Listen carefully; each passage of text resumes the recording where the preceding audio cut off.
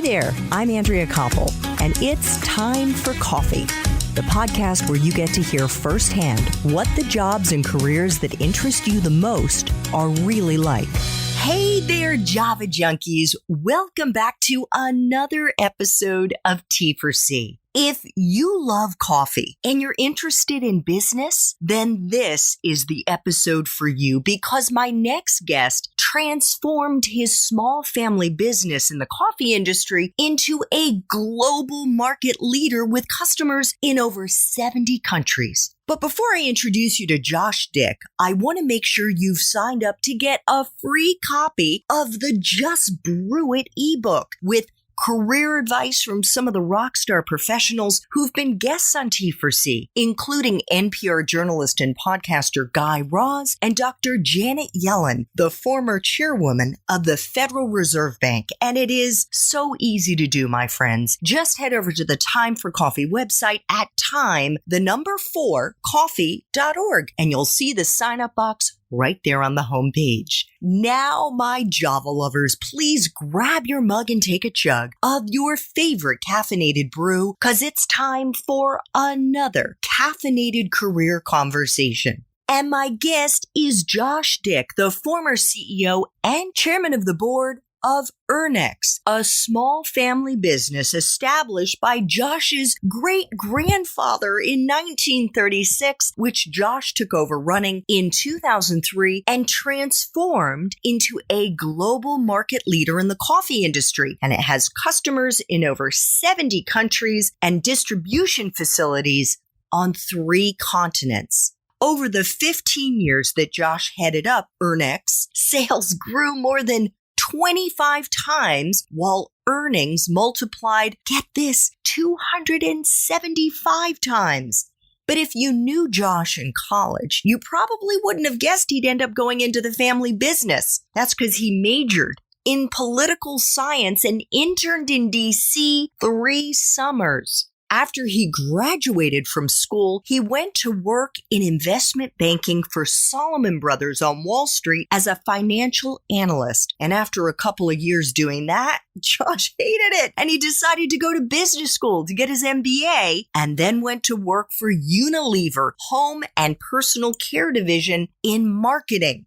Today, Josh is a partner at Wave Investments, which is a private equity firm focused on long-term investments in the global specialty coffee sector. He's also the author of a new book entitled Grow Like a Lobster, an unusual framework for no-nonsense business building. The book shares the tips and guidance that Josh wishes someone had shared with him before he graduated from college. The book's primary metaphor likens the painful and exhausting process that a lobster experiences with each molt of its shell, which happens as the lobster grows out of its existing shell, to the ups and downs that businesses encounter as they grow and evolve. Josh, welcome to Time for Coffee. Of course you're caffeinated and ready to go, right? I am all set, Andrea. Thank you so much for having me. I want to let you know that I am so thrilled, Josh, to have you on the show, because the only other time I had the pleasure of interviewing someone who is actually in the coffee industry was when I interviewed Lucy Helm, who is the chief partner officer at Starbucks. And that was way back in episode 68. That was almost 400 episodes ago. Wow. Unbelievable. Yeah. And I am so excited to get the chance to learn more about the coffee industry. And we will do that. But first, before we get into your time as CEO of Ernex Brands, we should let our listeners know that we are doing this interview at the very end of April 2020. And the coronavirus, which is something, my goodness, 4 months ago, none of us would have been able to tell you what it is now ubiquitous. And you and your family are actually living in Florence, Italy. And for a time, Italy seemed to be ground zero next to Wuhan, China, and at one point was overwhelmed by the number of patients who were in need of ventilators. How are things now, Josh?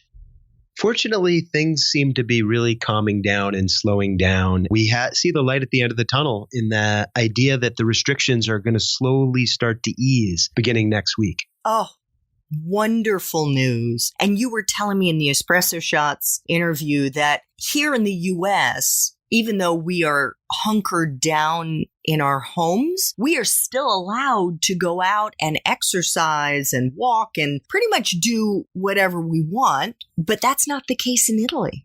No, in fact, I'm looking forward to first thing Monday morning, May 4th, going out for a nice long run and getting my kids out of the house to do the same with me or on their own, because we've really been restricted and they're taking it seriously here.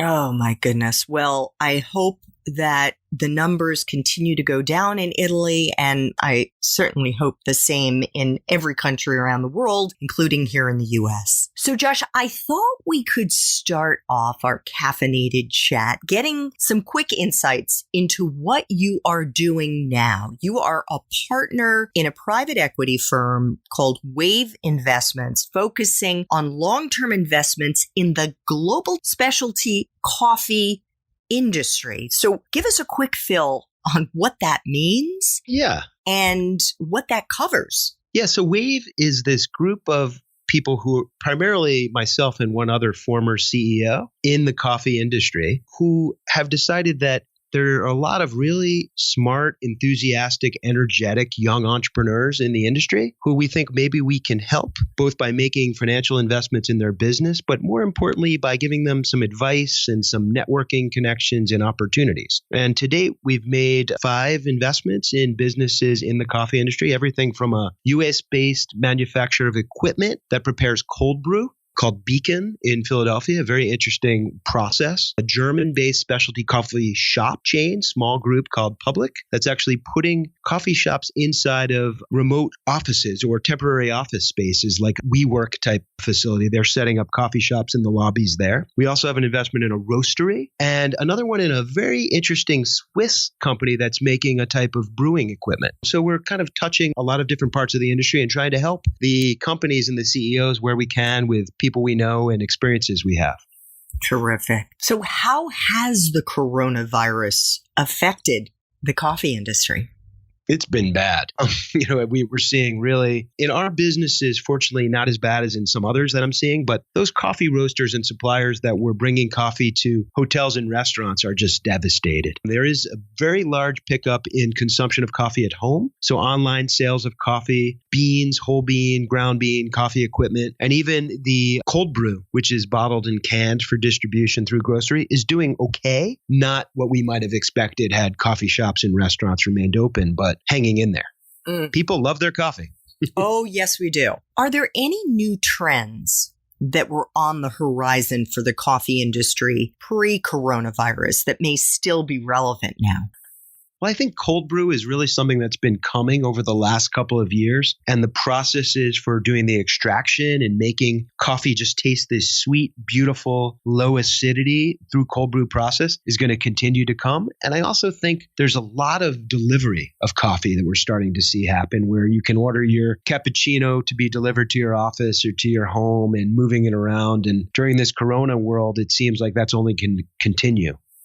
If you were a 20-something, Josh, who was interested in exploring opportunities in this industry right now, and you had just graduated from college, where would you look for those opportunities? Because I think for most of us, when we think of someone in their early 20s in the coffee industry, they're a barista or maybe they're a waiter. What are some of the more dynamic companies in this industry right now, which may still be hiring? Yeah, so I think there is a number of different levels of coffee involvement, and there's some real specialty producers that are the brands and the companies like Counterculture based in North Carolina, Intelligentsia based in Chicago, or Stumptown based in the Pacific Northwest, along with Peet's and Starbucks. Big companies that understand the coffee supply chain, maybe are going to have different positions and opportunities, everything from sourcing beans to processing, logistics, packaging, roasting, serving, and being a barista. So I think to get involved and to understand, I think a young person should really start reading the coffee trade press. There's a nice website called sprudge.com that does a good job of sharing what's going on in the industry. And maybe when they start to reopen, attending some of the regional coffee fests or coffee conferences that happen. And they're just 1 or 2 day long celebrations of coffee where people get together and try different coffees and meet each other. And I think that's a really nice way to enter the industry. Nice. And you said that publication is called Sprudge? Sprudge, yes. Sprudge. Sprudge.com. Just smart rolls guys off the tongue. Yes. Smart guys who write in a really nice way and tell a lot about the coffee industry. Wonderful. So we did touch on this in the Espresso Shots interview. And by the way, if you're interested in learning how to break into the industry, check out show notes to see if Josh's Espresso Shots episode has already dropped. But could you just give us a broad brushstroke look at all the different types of companies that touch on the coffee industry? You mentioned some of the big coffee, I don't know if producers is the right word, but the names like Starbucks and Peet's and whatnot that actually touch the customer and deliver coffee to the customer. But what are all of the other types of companies that are related to this industry? Yeah, there's so many. In fact, if you were to just walk into a specialty coffee shop like a Starbucks or a Peet's and look around, you'd start to recognize that somebody is supplying everyone these cups and these lids and the Java jackets that protect your hand when it gets hot. And someone is also there selling the reusable mugs and the coffee brewers and the espresso machines and the grinders and the filters and each one of those elements. And then there's the business that I was in, the detergents for cleaning the coffee machines. And you start to look around and you see there's a really enormous ecosystem of different businesses that are supplying all the different elements necessary to brew specialty coffee at a retail environment. Go even further and you can imagine what's happening behind the scenes in a restaurant in your home. And then you have the online resellers of home equipment, brewers, filters, all of that again. So it's really a pretty extensive industry and how far it reaches and what surrounds the actual bean. I'm going to want us in just a moment to flash back to 2003 when you first took over the helm at your family's then small business in the coffee industry, coffee-related industry. But I can't let you go without asking you what it takes to brew a delicious cup of coffee. I know that you said you had just prepared a pour-over coffee before we started our interview. What are the steps you take, Josh, to ensure that you're getting the most flavorful brew? Well, it may sound a bit self-serving, but the number one thing is to make sure you have clean equipment because everything else is going to go down the drain if you haven't actually prepared your equipment properly. Coffee is this beautiful oil that we are extracting from this natural product. And the biggest thing that I always recommend is start with great beans, be able to brew it at the right temperature, which means properly heated water. Always, always grind your coffee fresh. Very, very important. If you're going to invest in any piece of coffee equipment for the home, I think it's a grinder before anything else. Anyone else, you can make water hot on your stove, but if you can't grind the coffee fresh, you're sort of starting behind the eight ball. So those are the real elements. And after that, it's just getting used to the flavors of coffee you like and the brewing technique, whether it be a French press or a pour over or automatic brewer or making espresso. But clean equipment, ground fresh with proper temperature water are the keys in my mind. Excellent. Thank you so much. So as I said in the introduction, if someone knew you back in college, they would not have said you would be doing what you're doing now. They wouldn't have predicted that because you were a poli-sci major. You had spent 3 summers interning in DC. Was that because you were thinking maybe going into politics or think tank or government or something like that? All of the above. I think I was just fascinated and intrigued by the world of government and Washington, D.C. and think tanks and policy and international relations. And all of those elements got me excited. And I think as my career progressed, if you were to look back on it, it's this collection of lots of different experiences that each kind of pointed me in another branch of life. And I think my summers in DC gave me this incredible exposure to Capitol Hill and the State Department, but also a bit of a frustration with bureaucracy and the pace of things and the way things worked in government that sort of said, boy,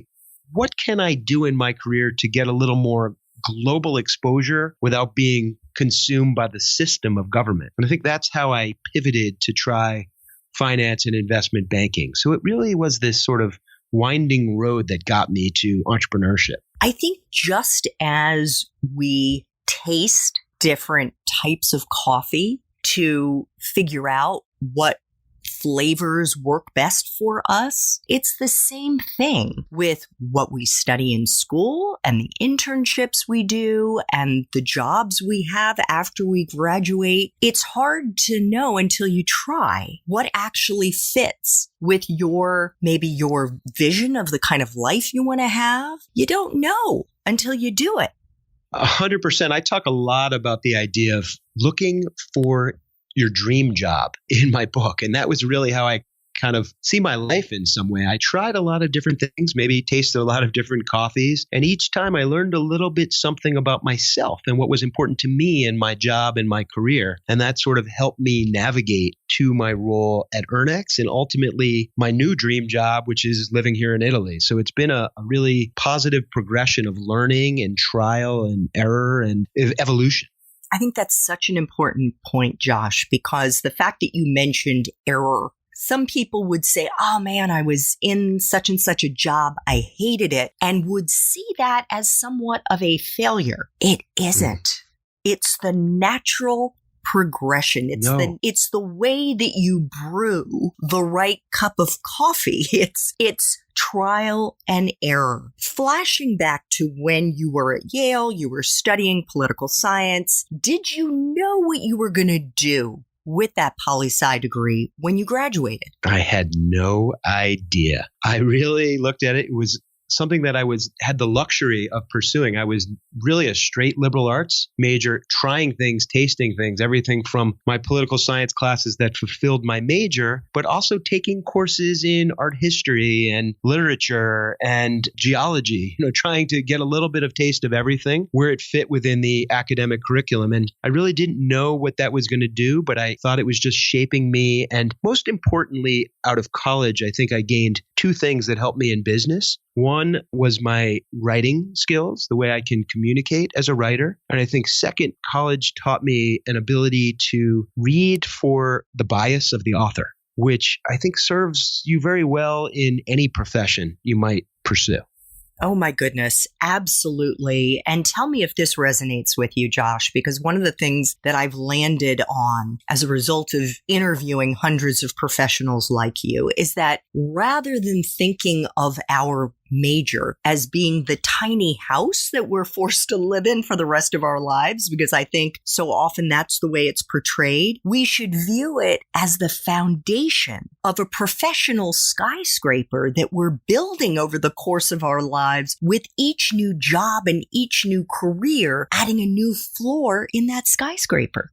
100% agree. And as you noted earlier, I was an investment banker for a few years. I hated it, but I would do it over because I learned so much and it taught me so much about myself and also about other things that are very important to my future career. So I went through that experience and I might not have been happy the whole time, but I stuck it out. I fulfilled my commitments and obligations, and I took something of value that helped me know that I didn't want to do that for the rest of my life, but gave me some skills that I used everywhere else. All right. So let's talk about, just briefly, your time in investment banking as a financial analyst at Salomon Brothers. What skills did you learn there that you took with you after you left?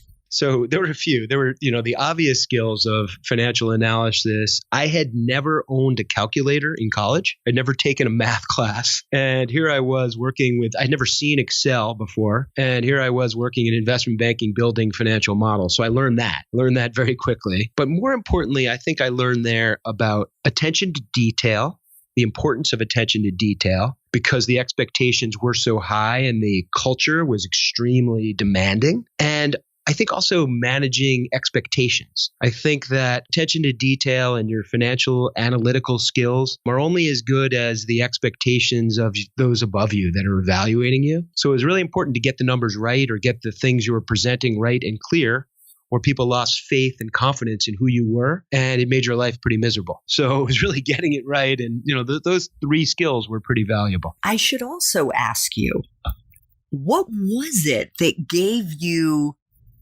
I don't know, the confidence to think you could make it as an entry level in the investment banking industry, not having taken any math? It was, I really don't know. It sort of seemed like this opportunity was available. There were interviews for it coming to campus, and I decided to pursue one. I asked a lot of questions of people that were in the industry about what was there and what I might learn from it. So I kind of looked at investment banking as a couple more years of school. And if I loved it, I was going to stay. But it was like at least 2 or 3 more years of an opportunity to try stuff and be taught and to be educated while getting paid for it. So I said, I'll figure it out. And that was kind of how I went after it. Excellent. So why did you think business school was the best next step after Salomon? So for me, business school was all about the pivot of careers. Because I was at Salomon, which at the time was a very well-known investment bank, I was sort of labeled as this investment banker, finance guy. And that was not who I saw myself as or what I wanted to do with the rest of my life. So business school was a chance for me to pivot and change my identity. And it was an interesting pivot because I think people in the industries where I wanted to go, which was marketing, were a little bit skeptical of why they should hire me. Is he just going here because he wants to eventually go back to investment banking, or does he truly believe in it? And eventually I convinced them that I was sincere, which I was, and I had that opportunity to sort of restart my career. And that was when you went to Northwestern's Kellogg School to get your MBA. Exactly. You went to Unilever Home and Personal Care Division. What were you doing the 2 years that you were at Unilever as the marketing manager?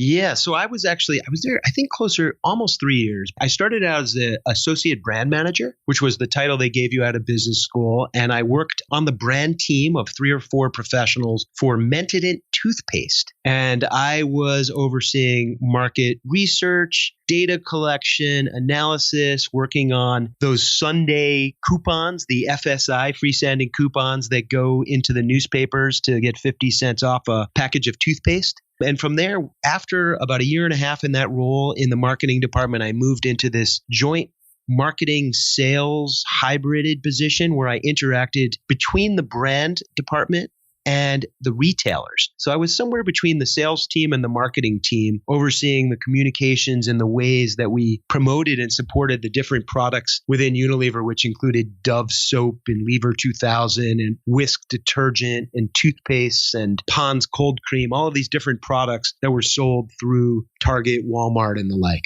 Gotcha. So up until that point, maybe you had already started to change your mind, but you actually had, and I read this in the transcript of another interview you'd given, an aversion to getting into the family business. What was it that changed, Josh? What was it that led you to be open to that possibility?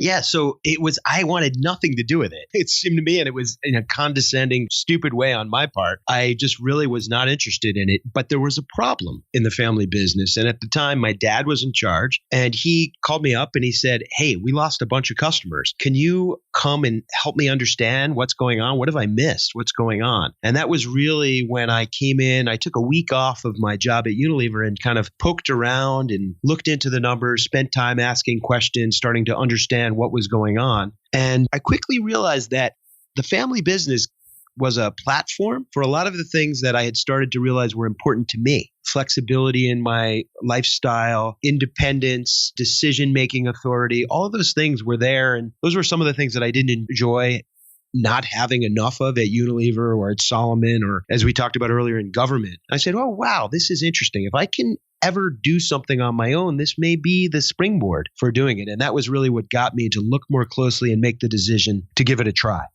Fantastic. So how did you turn things around? So for me, the turnaround came from focusing. The business started out as 7 distinct product lines. When I got there, there were 7 different products, and I quickly assessed what they were and spent about a year trying to decide what I was going to do about that. And my decision was really driven by something I saw in a movie, the movie of City Slickers. I don't know if you've seen it with Billy Crystal. Love it. And yeah, there's a scene in City Slickers where Jack Palance's character, Curly, the old cowboy, tells Billy Crystal that he knows the secret to life. And the secret to life, according to Curly, ends up being one thing.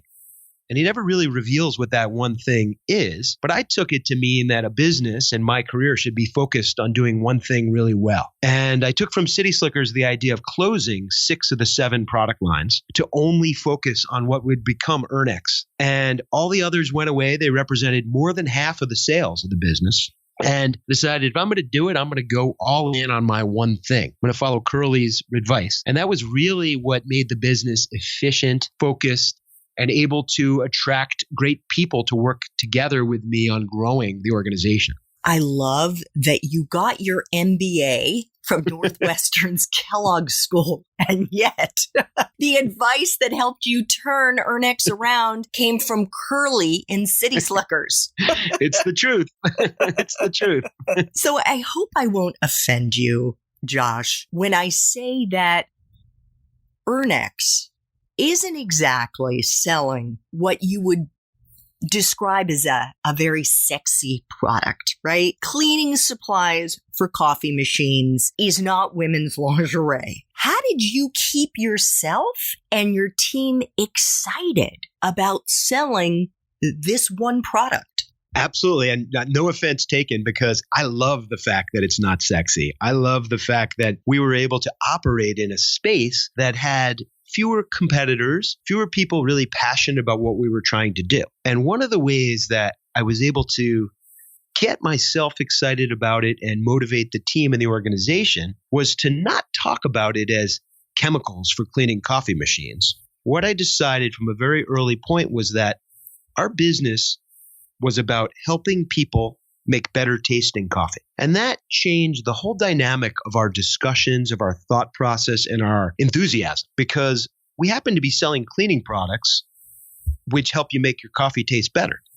But we also were open to doing so many other things in that world. And that allowed us to separate the sort of mundane and bring it into a universe of something more attainable and more exciting. And by summarizing it that way, helping people make better tasting coffee, we unified the entire organization, customer service, sales, marketing, product development, and manufacturing behind one idea that it stopped being unsexy. It became pretty cool.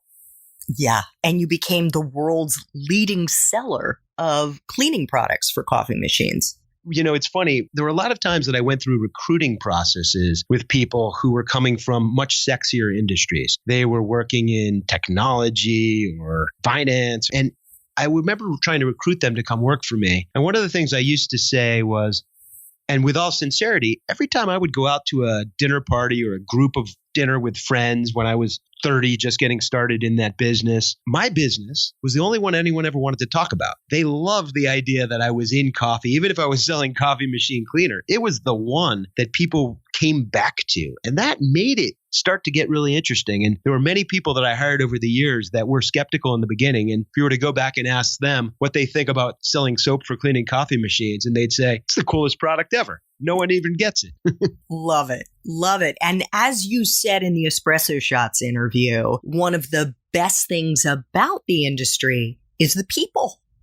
Without question. Coffee is an industry where people are able to create a career based on a passion for something they love. I think there are a lot of industries like that. I equate in the book the idea of being independent pet accessory, pet store provider, groomer for animals. There's people that love animals, that create businesses that are thriving, exciting businesses because they love being around animals. People really love coffee and they find a way to open a coffee shop or become a roaster or invent the Java jacket, things like that. And there are a few industries, maybe microbrewing and beer has similar passion where you can take something you love and turn it into a business. So that's really defines an industry and makes it a nice collection of people to work with. Well, speaking of your book, Grow Like a Lobster, it highlights lessons that you learned building Ernex into a global brand and includes the tips and guidance that you wish someone had shared with you when you were younger. What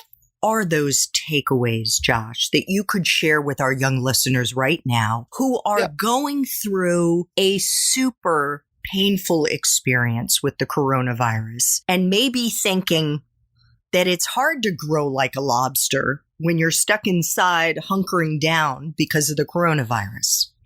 Yeah, it's a really difficult time. And I think that the thing that one of the big takeaways from the book is that this idea of the molt, this idea that we go through ups and downs in life as businesses, as human beings. If we can get comfortable with the idea that when things are going well, we should expect things to turn down in the future, when the bad things come, we're a little more able to deal with them. And if we can take those times when things are bad and be less worried about how bad they are, but more thinking about what we can do to prepare ourselves for the future, we can move forward. So if I were to give some advice or tips of things that I think people need to think about during a time like this, it's about getting to know yourself, getting to spend some time maybe journaling or writing. What's important to you? What do you enjoy about a workplace situation? What challenges you? What don't you like? I, as a CEO and as a business leader, kept a journal that I wrote in constantly. And that really was what I went back to write the book. So I think getting aware of who you are and using that to focus and define what you want to be and where you want to go will help make it easier to navigate your way to arrive.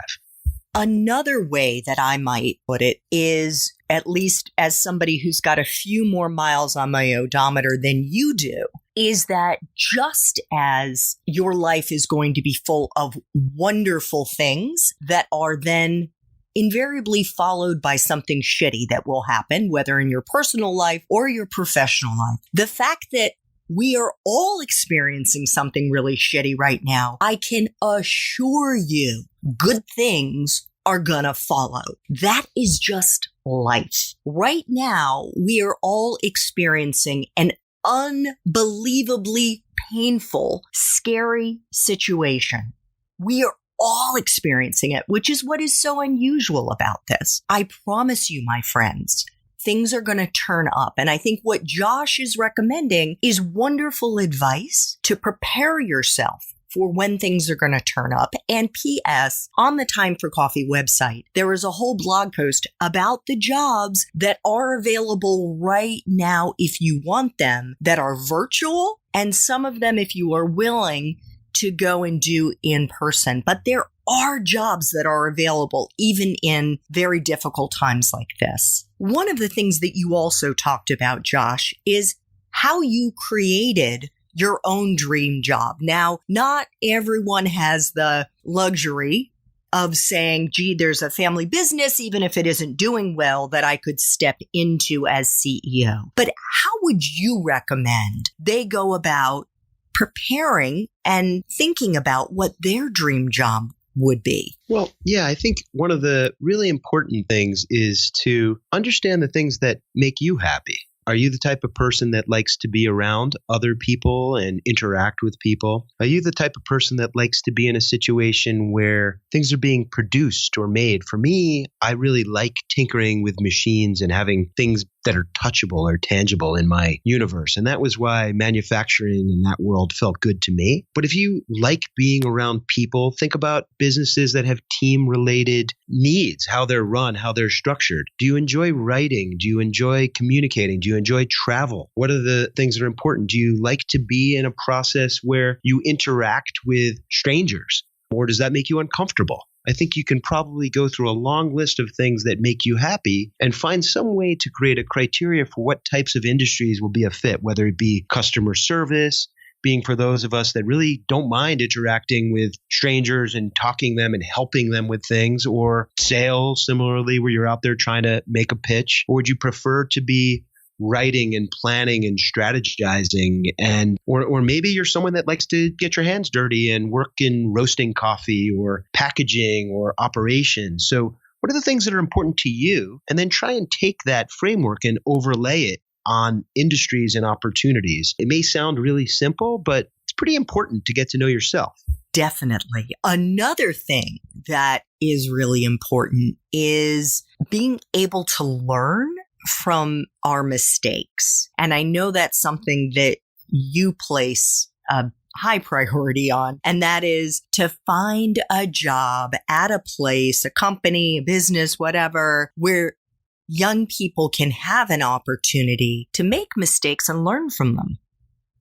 Yeah, without question. Some of the most valuable employees that I had in building my business were those I hired right out of college. I had a program that we created for young, recent college graduates and gave them a chance to contribute to the organization based on their interest and skills. And I really looked at it like bringing some energy. I always went for great writers, as I said earlier, and that's really important. But people that could communicate and work with others, and they built our organization. Every 2 years, we added another. Some stayed, some left, some went on to graduate school. But it was really something of an assistant to the CEO, marketing assistant type role that evolved and changed for each person. And did you welcome their making mistakes? Always. Always. There was nothing better. And I think it was because I was so disappointed at my superiors at Salomon Brothers that hired me and made me do more rote type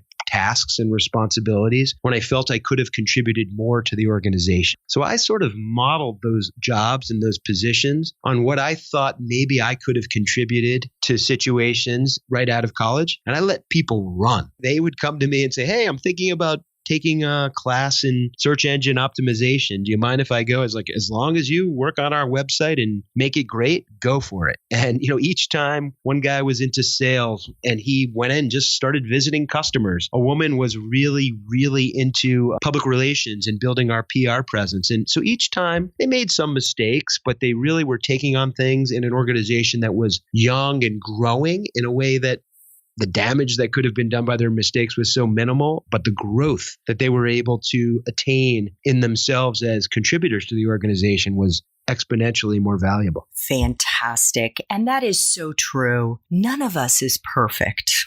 None of us. We are all making mistakes along the way. And hopefully you'll be able to find a more nurturing environment like the one that Josh was just describing, where you can share that you made mistakes and not be shamed, and instead be empowered to learn from those mistakes so that you can continue to grow. One of the things that I try to ask all of my guests, Josh, is if they would share a time in their professional life when they struggled. Maybe you even failed at something. But what's most important here is to hear how you persevered and if there was a lesson that you may have learned in the process.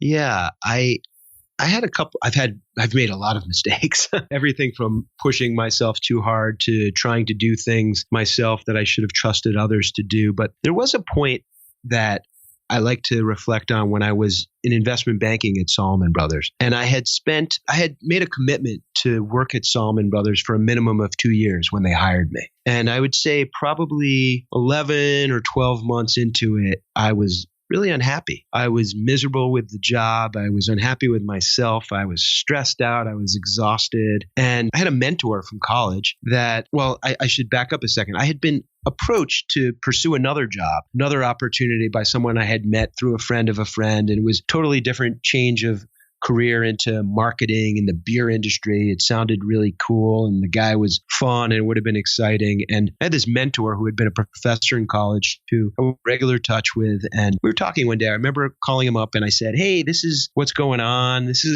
I'm pretty unhappy with this job here at Salomon. I have this other opportunity." And he said, "Josh, could you tell me, did you make a commitment to be there for a certain period of time?"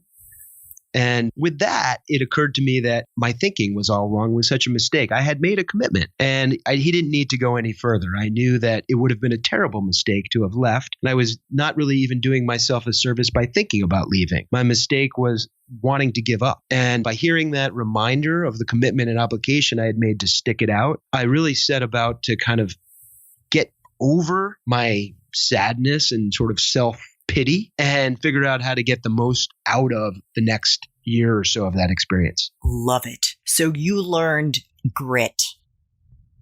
I would say grit and just suck it up. And if you're going to suck it up, get something good out of it. So figure out what you can get exposed to or try or do it. And if it's bad, live with it if you made a commitment to do it. Oh, love it. Final T4C question, Josh. If you could go back to college, go back to Yale, and do it all over again, but based on the wisdom you have now, what advice would you give yourself?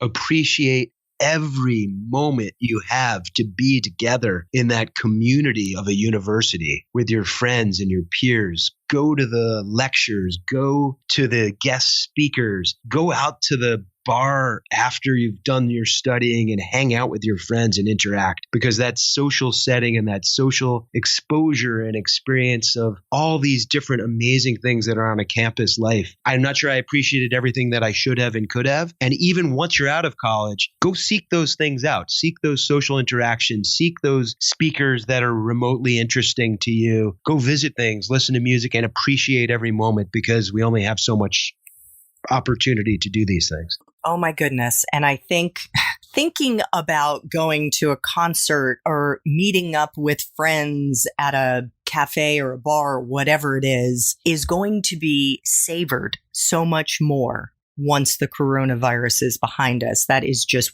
wonderful advice. Josh is the author of the book Grow Like a Lobster. It's a framework for no-nonsense business building. Check out show notes for a link where you can purchase it. Also check out show notes to see if Josh's Espresso Shots episode has already dropped with his advice for how to break into the coffee industry. Josh, I want to thank you so much for making time for coffee with me today and with the Time for Coffee community. Wishing you and your family health, happiness, and just continued enjoyment once you're able to get outside and breathe the fresh air in Tuscany, Italy. Andrea, thank you so much. As they say in Italian, andrà tutto bene, which means everything will be okay. And let's hope that it comes soon. Thanks so much for listening to Time for Coffee, where the professionals in the jobs that most interest you always have time to grab coffee 24/7, no matter where you live. I have one quick favor to ask you. Remember to rate, review, and subscribe to Time for Coffee. Thanks so much.